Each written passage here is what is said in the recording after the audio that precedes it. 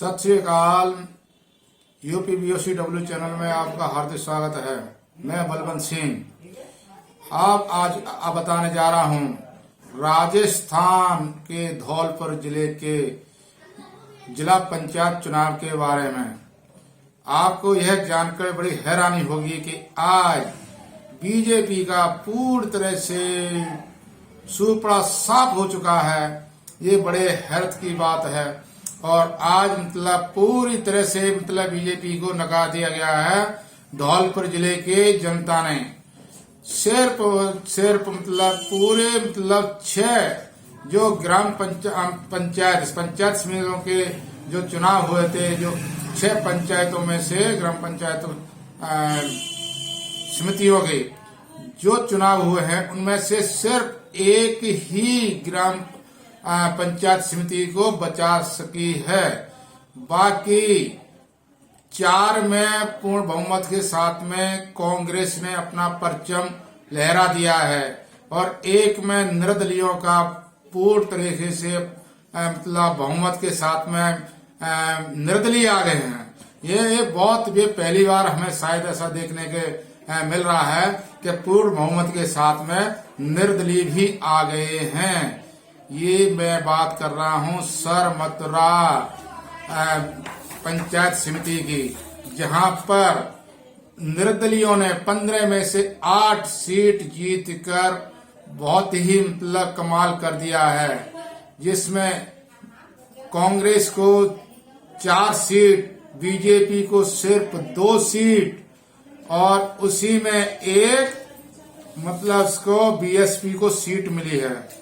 तो ये सभी में ये बड़ी सराहनीय मैं कह सकता हूं कि ये निर्दलीय के पक्ष में पूर्ण तरीके से चुनाव गया है।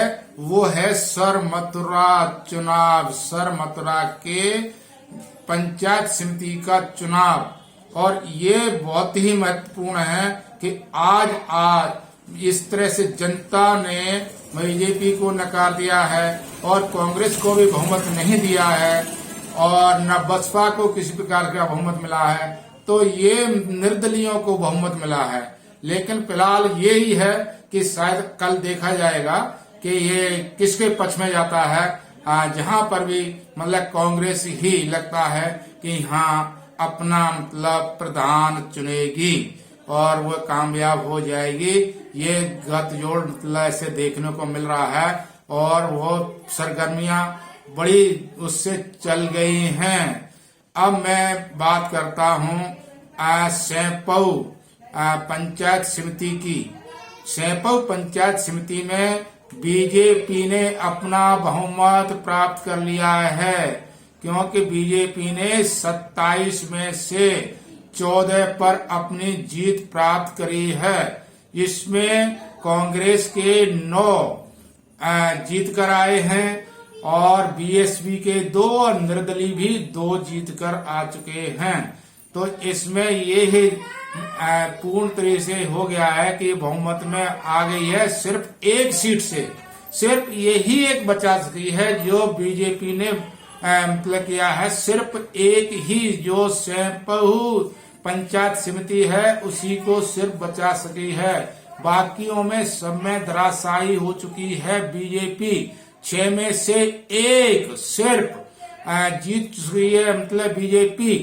अब आपको मैं ले चलता हूं बसेड़ी में आपको 19 में से जो है 9 पर कांग्रेस अपने काबिज हो गई है, जिसमें 1 से पीछे है कांग्रेस, 1 से पीछे रही है। जो अपने बहुमत से 1 से पीछे रही कांग्रेस। उसके बाद में बीजेपी सिर्फ 4 पर ही सिमट गई है। 4 पर बीजेपी सिमट गई है, 4 पर। और निर्दलीय 6 पर। यहाँ भी निर्दलियों ने अच्छा दिखाया है, पूरा परचम फहराया है। यहाँ पर भी निर्दलियों ने 6 पर निर्दलीय आ चुके हैं और 6 जीत चुके हैं। इसी में जो BSP का यहाँ पर कोई नहीं जीता है।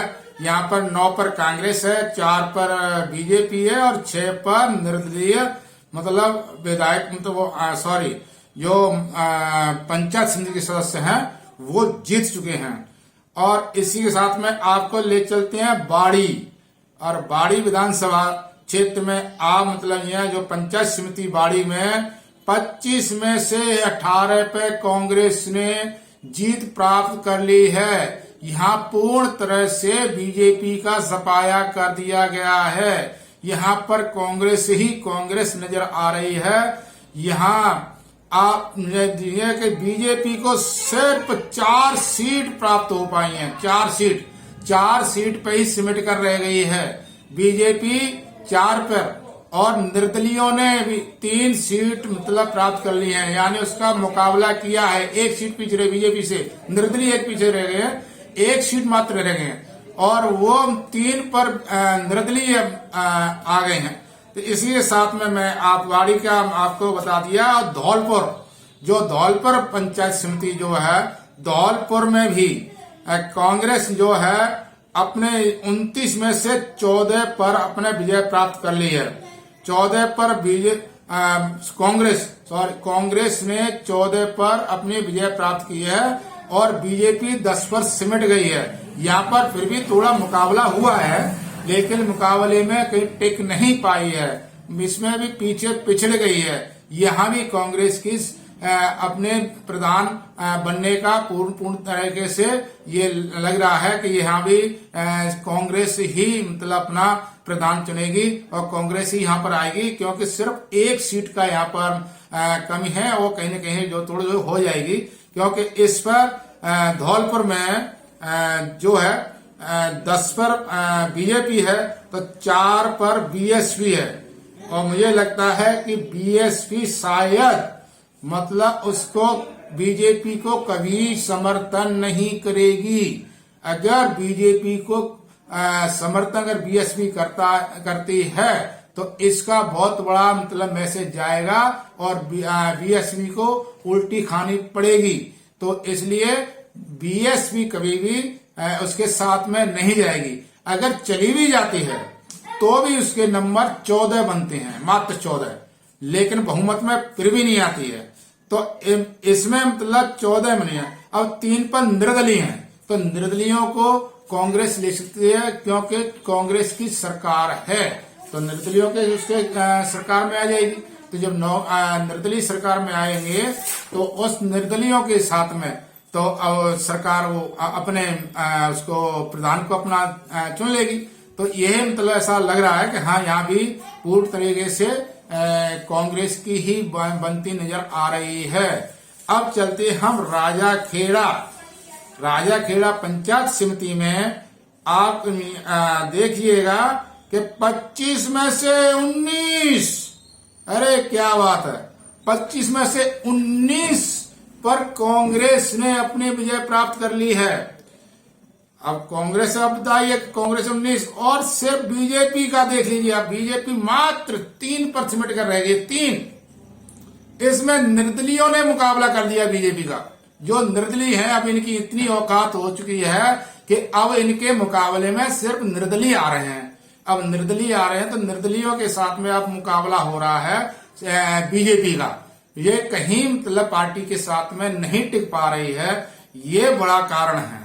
इसी के साथ में आपको अब चलते हैं, आपको ले चलते हैं जिला परिषद उस चुनाव में, जिला परिषद के में जो जिला परिषद जो सदस्य चुने गए हैं उसमें आपको ले चलते हैं। मैं आपको बीच में यही कहना चाहता हूं, आपको इसको अपना हमारे चैनल को सब्सक्राइब करें और लाइक करें और शेयर भी करते रहें साथ में। और आपको मैं ये महत्वपूर्ण जानकारी मैं दे रहा हूं और आपको देता रहूंगा। और ये आपको मतलब 23 जिला परिषद के सदस्य 23 जिला परिषद के, जिसमें से 17 पर कांग्रेस जीत चुकी है। कांग्रेस ने अपना परचम पूर्ण तरीके से लहरा दिया है और मात्र 6 पर बीजेपी सिमट कर रह गई है।